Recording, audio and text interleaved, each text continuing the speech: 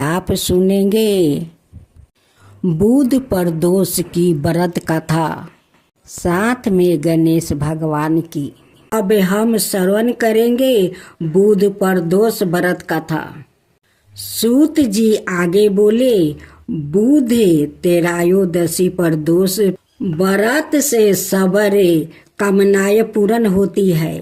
इस व्रत में हरी वस्तुओं का प्रयोग करना चाहिए। शंकर भगवान की आराधना धूप बेलपत्र से करना चाहिए। एक पुरुष का नया नया विवाह हुआ था। विवाह के 2 दिनों बाद उसकी पत्नी मैके चली गई। कुछ दिनों बाद वो पुरुष पत्नी को लेने उसके यहाँ गया। बुधवार को जब वो पत्नी के साथ लौटने लगा तो ससुराल वाले ने उसे रोकने का प्रयत्न किया कि विदाई के लिए बुधवार शुभ नहीं होता है, लेकिन वो नहीं माना और पत्नी के साथ चल पड़ा। नगर के बाहर पहुंचने पर पत्नी को प्यास लगी। पुरुष लोटा लेकर पानी की तलाश में चल पड़ा। पत्नी एक पेड़ के नीचे बैठ गई। थोड़ी देर बाद पुरुष पानी लेकर वापस लौटा तो उसने देखा कि उसकी पत्नी किसी के साथ हंस कर वो बातें कर रही है और उसके लोटे से पानी पी रही है। उसको क्रोध आ गया। वो निकट पहुंचा तो उसके आश्चर्य का कोई ठिकाना ना रहा। उस आदमी की सूरत उसी की हमशक्ल थी। पत्नी भी सोच में पड़ गई। दोनों पुरुष झगड़ने लगे। भीड़ इकट्ठी हो गई। सिपाहियों आ गया। हम सकल आदमियों को देखकर वो भी आश्चर्य में पड़ गया। उन्होंने स्त्री से पूछा, उसका पति कौन है?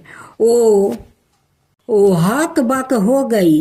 वो पहचान नहीं पाई। इनकी पति ये दोनों में से कौन है? तब वो पुरुष शंकर भगवान से प्रार्थना करने लगा, हे भगवान, हमारी रक्षा करे। मुझसे बड़ी भूल हुई है कि मैंने सास ससुर की बात नहीं मानी और बुधवार को पत्नी को विदा करा लाया। मैं भविष्य में ऐसा कदापि नहीं करूँगा। जैसे ही उसकी प्रार्थना पूरी हुई, दूसरा पुरुष अंतर्ध्यान हो गया।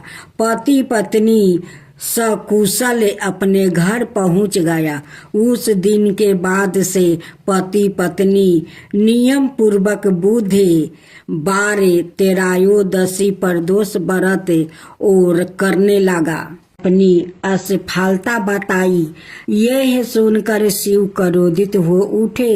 उन्होंने अपने अनय गणों को बुलाया और गणेश को द्वार से हटाने का हुक्म दिया। पकड़ लो उस बालक को और यहाँ से उसे ले जाओ। मैं सवाए उसको उसकी दृष्टा के लिए दंडित करूँगा। उसने मेरा ही नहीं, नंदी और बिरगू का भी अपमान किया है। एक बार फिर नंदी और बिरगू अनाए गणों के साथ गणेश के पास पहुँचे, लेकिन उनमें से कोई भी गणेश तक नहीं पहुंच सका। गणेश की छड़ी से अग्नि की लपेट उठी और सीधी गणों से जा टकराई। शिव गण चीखते चिल्लाते भगवान शिव के पास पहुँचे और बोले, स्वामी रक्षा करो। उस बालक की छड़ी से जो अग्नि निकली उससे हम पूरी तरह झुलस गया है। उसे छूना तो दूर है, हम तो उसकी परछाई तक भी नहीं पहुंच सके। शिव ने गणों की ओर देखते हुए गिरना से मुंह बनाकर कहा, धिक्कार है तुम सब पर एक ऐसे बालक को जिसके हाथ में हथियार के नाम पर सिर्फ एक छड़ी है। तुम लोग काबू में नहीं कर सके। आनान फानान में ही यह समाचार चारों दिशाओं में फैल गया। देवराज इंद्र, भगवान विष्णु, पीताम्बा, ब्रह्मा सहित सब देवता कैलाश जा पहुंचा। इंद्र ने शिव से कहा, प्रभु कौन बालक है यह? इसकी मार तो बड़ी विकट है। आपके सारे गणों कोशिश करने के बावजूद भी इसे छू तक नहीं पा रहा है। शिव बोले, सूर्यराज तुम सवाए देवों की सेना सहित जाओ और उस बालक को पकड़ लाओ। उसे मारना नहीं, मैं सवाए अपने हाथों से उसे दंडित करना चाहता हूँ। इंद्र देवताओं की एक विशाल सेना लेकर गणेश पर टूट पड़ा। विकट संग्राम छिड़ गया।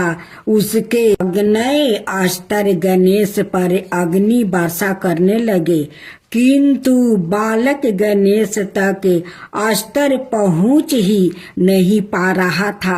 यह देख इंद्र सोचने लगा, यह कैसा चमत्कार है। मेरा कोई भी अस्त्र इस पर काम नहीं कर रहा है। उल्टे इसकी छड़ी से अग्नि की चिंगारियां निकल कर मेरे सैनिकों को जला डाल रही है। इधर माता पार्वती अपनी सखियों के साथ स्नान सागर से निकल आई। बाहर उन्होंने जो दृष्टि देखा उसे देखकर वो आश्चर्यचकित होकर बोली, अरे यह क्या? यहाँ तो विकट संग्राम छिड़ा हुआ है। सभी देव सेना भगवान शिव के गण एक छोटे से बालक पर टूट पड़ रहे हैं। यह तो संसार अनर्थ है। मैं यह अनर्थ कभी नहीं होने दूंगी। मैं अपने बच्चे गणेश का बाल भी पाका नहीं होने दूंगी। यह कहकर पार्वती ने अपने हाथ के संकेत से गणेश में अपनी शक्ति भर दिया। शक्ति पाकर गणेश और भी क्रोध हो उठे। उन्होंने दुगने जोश में देवों और शिव गणों का विनाश करना आरंभ कर दिया। सब ओर हाहाकार मच गया। शिव गण और देवता मैदान छोड़कर भाग निकले। इंद्र भागा भागा भगवान शिव के पास पहुंचा और हाथ जोड़कर बोला, प्रभु आप ही संभालिए उस बालक को। वो कोई समनाए बालक नहीं है। मेरी सारी सेना पर उसने ऐसी भयंकर अग्नि वर्षा की है कि सेना का मनोबल टूट गया है। मैं सवाए मुश्किल से अपनी जान बचाकर यहाँ तक पहुँचा हूँ। भगवान शिव ने विवशता पूर्ण नेत्रों से विष्णु की ओर देखा। विष्णु उनका आशय समझ गया और बोले, आप चिंतित ना हो असुतोष, मैं अभी उस बालक को दंडित करता हूँ। यह कहकर भगवान विष्णु गरुड़ पर बैठकर गणेश के सम्मुख जा पहुंचा और उन्होंने गणेश को समझाने की कोशिश की, किंतु गणेश तो उस समय रुद्र रूप धारण किए हुए थे। उन्होंने विष्णु की एक नहीं सुनी और उन पर आक्रमण कर दिया। चारों ओर अग्नि वर्षा होने लगी। भयंकर अग्नि वर्षा से गरुड़ राज घबरा गया। उन्होंने भगवान विष्णु से प्रार्थना की, प्रभु यदि कुछ देर और युद्ध में रहा तो मैं जल जाऊंगा, इसलिए आज्ञा दे तो मैं युद्ध भूमि से आपको लेकर निकल जाऊं।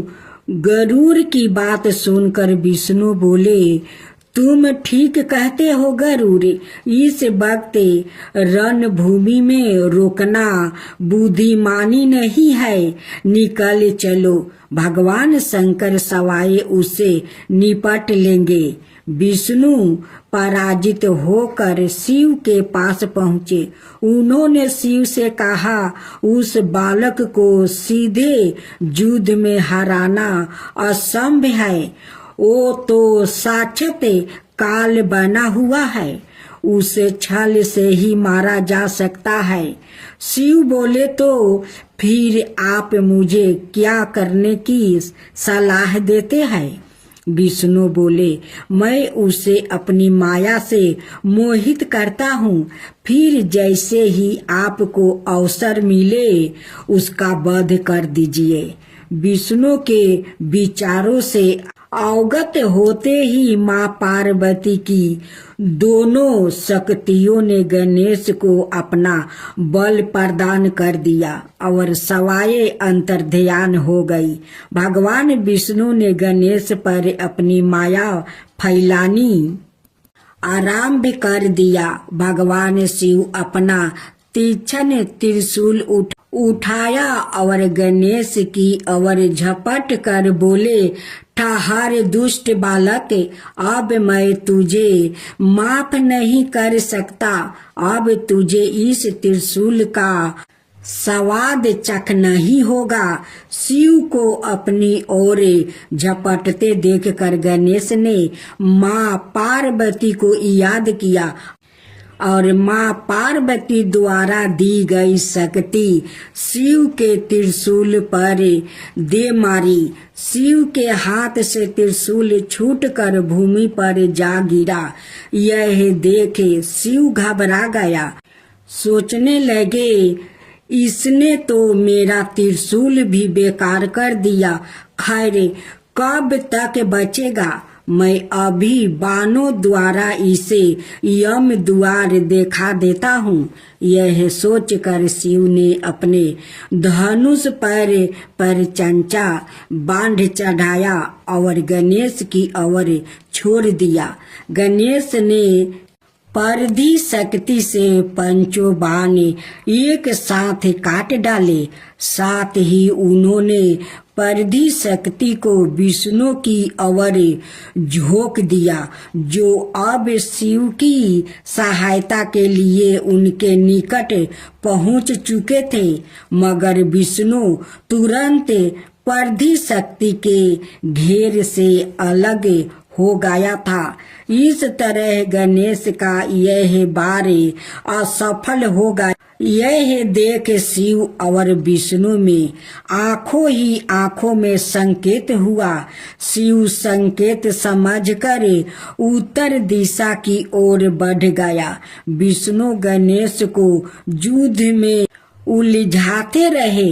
विष्णु जितने भी बार गणेश पर कर रहे थे, गणेश उन सभी को बेफल कर रहे थे।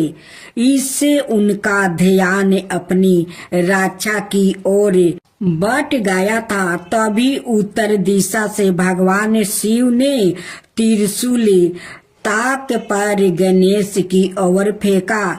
विष्णु से अपनी सुरक्षा में अटके गणेश ने कल्पना भी नहीं की थी कि शिव पीठ पीछे से उन पर हमला करेंगे।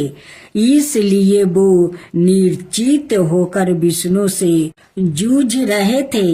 इस बार भगवान शिव के त्रिशूल का वार बिल्कुल सफल हुआ। त्रिशूल गणेश के मस्तक को काटता हुआ दूर जा गिरा। उनका धड़ वही खारा का खारा रह गया। धड़ और मस्तक कुछ देर तक तड़पते रहे, फिर दोनों शांत हो गया। देवों और गणों ने शिव के जयकारा बोलना आरंभ कर।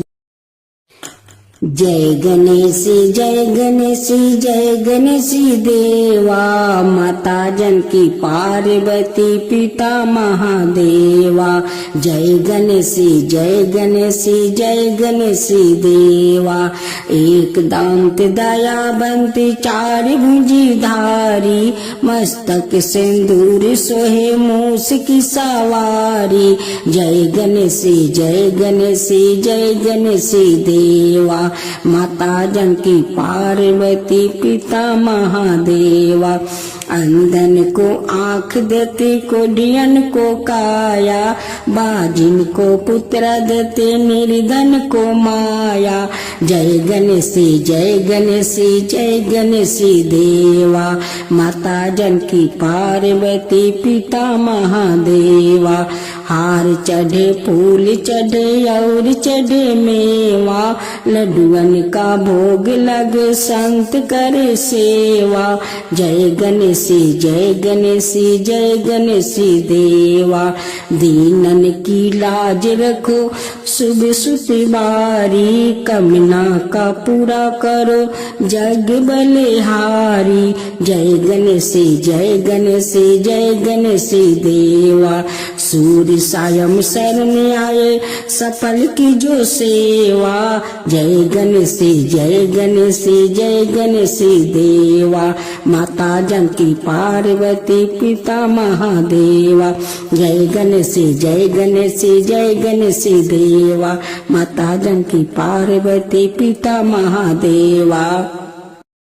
जय शिवा ओमकारा, प्रभु हरे शिवा ओमकारा, ब्रह्मा विष्णु सदा शिव अर्धंगिनी धारा। ओम जय शिवा ओमकारा, एकानन चतुरानन पंचानन राजे, शिव पंचानन राजे। हंसासन गरुड़ासन विषवाहन साजे। ओम जय शिवा ओमकारा, दो भुज चार चतुर भुज दस भुज अति सोहे, तीनों रूप निरखता त्रिभुवन जन मोहे। ओम जय शिवा ओमकारा, अक्षर माला बने माला मंगली माला तारी, चंदन मृग मद सोहे बोले सुधिकारी। ओम जय शिवा ओमकारा, श्वेतांबर पीतांबर बागंबर अंगे, सनकादिक बरे मादिक भूतादिक संगे। ओम जय शिवा ओमकारा, करके मध्यम कमंडल चक्र त्रिशूल धरता, जग करता जग भरता जग पालन करता। ओम जय शिवा ओमकारा, ब्रह्मा विष्णु सदा शिव जानते अविवेका, प्राण बचर के मध्यम याहे तीनों एका। ओम जय शिवा ओमकारा, तीर गुना शिवाजी के आरती जो कोई नर गावे, शिवा जो कोई नर गावे। कहत शिवानंद स्वामी मन भजत शिवानंद स्वामी, मन बाचित फल पावे। ओम जय शिवा ओमकारा, जय शिवा ओमकारा।